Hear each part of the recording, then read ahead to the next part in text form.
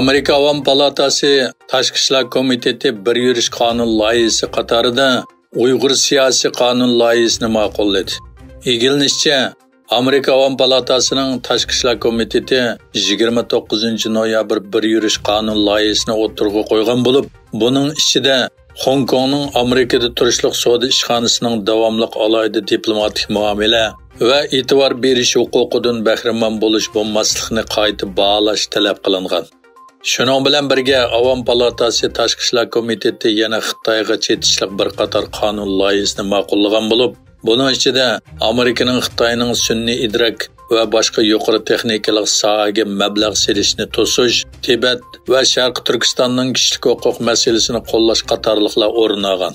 Amerika Avam Palatasi Tashqi ishlar komiteti yana Uyg'ur siyosiy qonun loyihasini ma'qullagan bo'lib, bu qonun loyihasini Cumhuriyetçiler Partiyasining Avam Palata a'zosi Yung Kim va bu komitetning Osiyo Tinch okean tarmoq komitetining raisi va bir qancha partiya halqagan parlament a'zolari o'tirg'i qo'ygan. Birlashgan Davlatlar Tashkilotining 12-chi qitimliq savdo va kishilik huquq minbari yig'ini Jenevada davom qilmoqda. 30 noyabrdagi jiddiy yig'inda Xitoy vakillari, Uyg'ur tashkilotlari vakillari va Amerikaning Birlashgan Davlatlar Tashkilotida turishliq bosh elchisi boshchiligidagi g'arb diplomatlarining kaskin savollariga duch kelib, yig'in maydonini tashlab chiqib ketishga majbur bo'lgan. Yig'inda Amerikaning Birlashgan Davlatlar Tashkilotidagi bosh elchisi Michelle Taylor xonim so'z qilib, Xitoyning Uyg'ur rayonida terrorlikqa qarshi turishni bahona qilib, yerli xalqlarga irqiy qirg'inchilik yurgizayotganligini tilga olgan.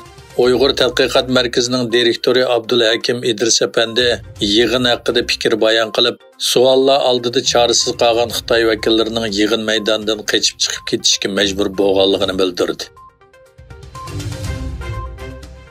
Xitoydagi bolalar va yashanganlar orasida shiddat bilan tarqalishga boshlagan sirliq bir nafas yo'li yuqumliq kesili Amerikaning Ohio va Massachusetts shtatida bayqalgan.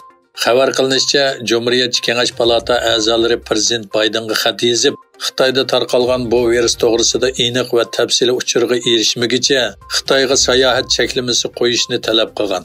Ular mundaq deb yozgan: Noma'lum nafas yo'li kasalliklari Xitoyda tarqalganligi uchun biz sizni Amerika bilan Xitoy o'rtasidagi sayohatni darhol cheklashga chaqiramiz. İctimai taratqush shirkati Meta Xitoy Kommunist hokimiyati kontrolidagi 4800 saxta ijtimoiy aloqa hisobini taqib etganligini e'lon qildi.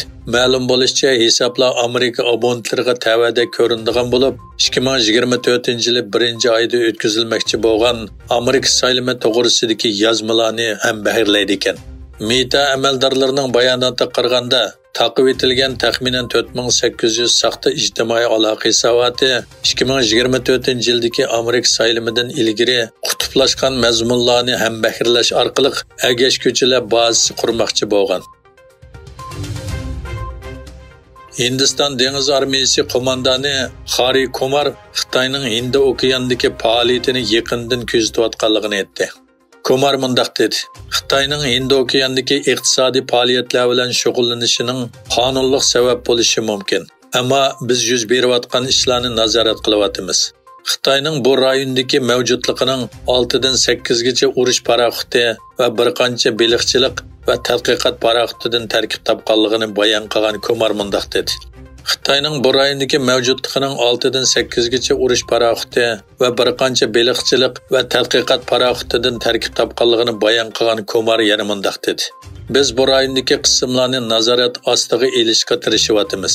Biz ularning qanday faoliyatlarni qiladiganligini va muddaosining nima ekanligini bilishni xohlaymiz. Egilinishcha, Isroiliya urush aeroplanlari va urush paraxotlari G'azza rayonining janubidagi Xon Yunus va o'tir qismidagi Deyr al-Bala shahriga shiddatli hujum qilgan. G'azza hukumatining xabariga qaraganda 7-oktyabrdan boshlab Isroiliyaning G'azza rayonidagi bombardimonlarida qazo qilgan falastinliklarning soni 15 mingdan oshib ketgan bo'lib, buning ichida 6150 dan ortiq bola va 4 mingdan ortiq ayol bor ekan.